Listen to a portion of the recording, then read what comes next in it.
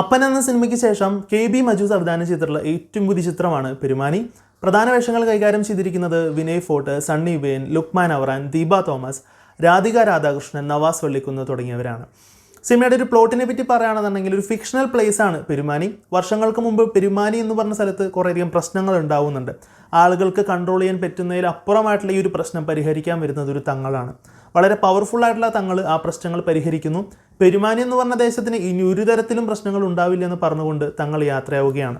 ഇനി എന്തെങ്കിലും പ്രശ്നങ്ങൾ ഉണ്ടായാൽ തന്നെ തങ്ങൾ വന്ന് രക്ഷിക്കും എന്നുള്ളതാണ് പെരുമാനിക്കാരുടെ വിശ്വാസം.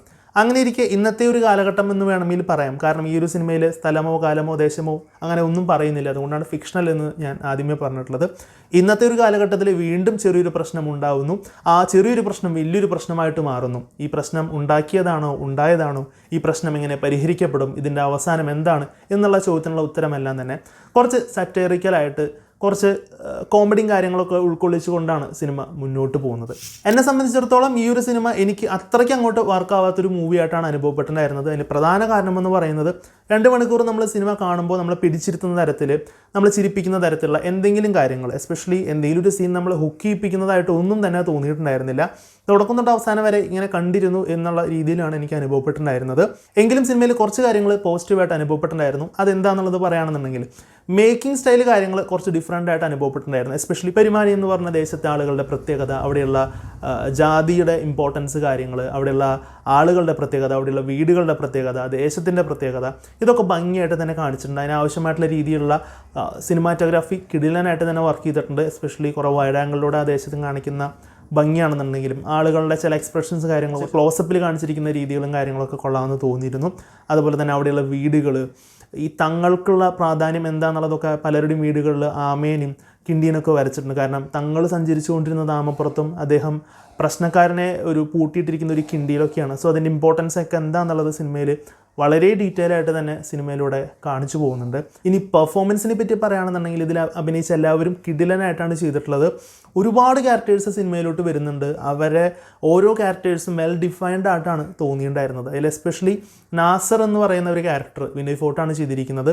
വിനയ് ഫോർട്ടിൻ്റെ ഒരു അഴിഞ്ഞാട്ടം എന്ന് വേണമെങ്കിൽ പറയാം. കാരണം ആ ഒരു ക്യാരക്ടർ എന്താണ് അത് പ്രോപ്പറായിട്ട് സൂപ്പർബായിട്ട് ചെയ്തിട്ടുണ്ടായിരുന്നു. എനിക്ക് ഭയങ്കര അധികം ഇഷ്ടപ്പെട്ട വിനയ് ഫോർട്ടിൻ്റെ ഒരു പെർഫോമൻസ് ആയിരുന്നു അതിൽ. പിന്നെ കുറച്ചും കൂടിയും പെർഫോം ചെയ്യാനായിട്ടുള്ള സ്പേസ് കിട്ടിയിട്ടുണ്ടായിരുന്നത് ദീപ തോമസ്, ലുക്മാൻ അവറാൻ, നവാസ് വള്ളിക്കുന്ന് തുടങ്ങിയവരാണ്. അവരവരുടെ റോളുകൾ ഭംഗിയായിട്ട് ചെയ്തിട്ടുണ്ടായിരുന്നു. സണ്ണി വെയിനും കാര്യമായിട്ട് സിനിമയിലൊന്നും ചെയ്യാനായിട്ടില്ല. സിനിമയുടെ ഒരു ഭാഗമായിട്ട് പോവുക എന്നുള്ളത് മാത്രമാണ്. പക്ഷെ അതും ഭംഗിയായിട്ട് തന്നെ ചെയ്തിട്ടുണ്ടായിരുന്നു. പക്ഷേ ഇത്രയും കാര്യങ്ങളൊക്കെ നല്ലതായിട്ടുണ്ട് എന്നുണ്ടെങ്കിൽ പോലും സിനിമയെ ഞാൻ നേരത്തെ പറഞ്ഞ പോലെ ഒരു പിടിച്ചിരുത്തുന്ന ഒരു ഘടകം, ഒരു എൻ്റർടൈൻമെൻറ്റ് ഫാക്ടർ, ഒരു ഇമോഷണൽ കണക്ഷൻ അല്ലെങ്കിൽ ഒരു ഹുക്ക് ചെയ്യിപ്പിക്കുന്ന കാര്യങ്ങൾ ഒന്നും തന്നെ ഉണ്ടായിരുന്നില്ല. ജസ്റ്റ് സിനിമ ഇങ്ങനെ കണ്ടിരുന്നു എന്നുള്ളത് മാത്രമാണ് തോന്നിയിട്ടുണ്ടായിരുന്നത്. സിനിമയുടെ ക്ലൈമാക്സിലോട്ട് എത്തുമ്പോഴാണെന്നുണ്ടെങ്കിലും ഇത് എവിടെ ചെന്ന് അവസാനിക്കുമെന്ന് ഫുള്ളി പ്രഡിക്റ്റബിൾ ആയിട്ടുള്ള പോലെയാണ് എനിക്ക് തോന്നിയിട്ടുണ്ടായിരുന്നത്. പക്ഷേ അവരത് ഡെവലപ്പ് ചെയ്ത് കൊണ്ടുവരുന്ന രീതികൾ, കാര്യങ്ങൾ, ചെറിയൊരു പ്രശ്നം ഏതൊക്കെ രീതിയിലോട്ട് മാറുന്നു എന്നുള്ളത് ഡെവലപ്പ് ചെയ്തതൊക്കെ നന്നായിരുന്നു എന്നുള്ളതാണ് തോന്നിയിട്ടുണ്ടായിരുന്നത്. കോമഡികൾ അത്ര അങ്ങോട്ട് എനിക്ക് വർക്കൗട്ട് ആയില്ല. 100 കോമഡിയിൽ 1-2 വർക്കായ പോലെയാണ് എനിക്ക് പേഴ്സണലി അനുഭവപ്പെട്ടിട്ടുണ്ടായിരുന്നത്. അങ്ങനെ ആകെ മൊത്തത്തിൽ പറയുകയാണെന്നുണ്ടെങ്കിൽ പെരുമാനി എന്ന് പറഞ്ഞ സിനിമ ജസ്റ്റ് കണ്ടിരിക്കാവുന്ന ഒരു സറ്റൈറിക്കൽ മൂവി എന്നുള്ള രീതിയിലാണ് എനിക്ക് അനുഭവപ്പെട്ടിട്ടുണ്ടായിരുന്നത്. കാര്യമായിട്ട് നമ്മൾ ഇംപ്രസ് ചെയ്യിപ്പിക്കുന്ന തരത്തിലോ എൻ്റർടൈൻമെൻറ്റ് ചെയ്യിപ്പിക്കുന്ന തരത്തിലോ ഒന്നും തന്നെ സിനിമയിലുണ്ടായിരുന്നില്ല. ടെക്നിക്കൽ സൈഡ് കൊണ്ടും മറ്റു കാര്യങ്ങൾ കൊണ്ട് തന്നെ വളരെ റിച്ച് ആയിട്ടുള്ളൊരു സിനിമയാണെന്ന് കൂടി ഇതോടൊപ്പം തന്നെ ഞാൻ ചേർത്ത് വെക്കുകയാണ്. സോ ഈ ഒരു സിനിമ തിയേറ്ററിൽ പോയിട്ട് കാണണോ വേണ്ടയോ എന്നുള്ളതൊക്കെ നിങ്ങളുടെ ഡിസിഷനാണ്. എന്നെ സംബന്ധിച്ചിടത്തോളം ഈ ഒരു സിനിമ തിയേറ്ററിൽ കണ്ടില്ലെങ്കിലും കുഴപ്പമില്ല, OTT വരുമ്പോൾ കണ്ടാലും മതി എന്നുള്ളതാണ് എൻ്റെ പേഴ്സണലായിട്ട് ഒപ്പീനിയൻ. കാരണം തിയേറ്ററിൽ പോയിട്ട് കാണാൻ മാത്രമുള്ള വലിയ സംഭവങ്ങളൊന്നുമില്ല. തീർച്ചയായിട്ടും നല്ല സിനിമാറ്റോഗ്രാഫി വിഷ്വൽസൊക്കെ ഉണ്ടെന്നുണ്ടെങ്കിലും അതിന് വേണ്ടിയിട്ട് തിയേറ്ററിൽ പോയിട്ട് കാണേണ്ട ആവശ്യമുണ്ടോ എന്നുള്ളത് എനിക്ക് തോന്നുന്നില്ല. സോ ഈ ഒരു സിനിമ നിങ്ങൾ കണ്ടിട്ടുള്ളവരാണെന്നുണ്ടെങ്കിൽ നിങ്ങളുടെ അഭിപ്രായം എന്താണെന്നുള്ളത് തീർച്ചയായിട്ടും കമൻറ്റ് ബോക്സിൽ രേഖപ്പെടുത്തുക. So thank you so much for watching. മറ്റൊരു വീഡിയോയിൽ കാണുമ്പോഴേക്കും ഗുഡ് ബൈ.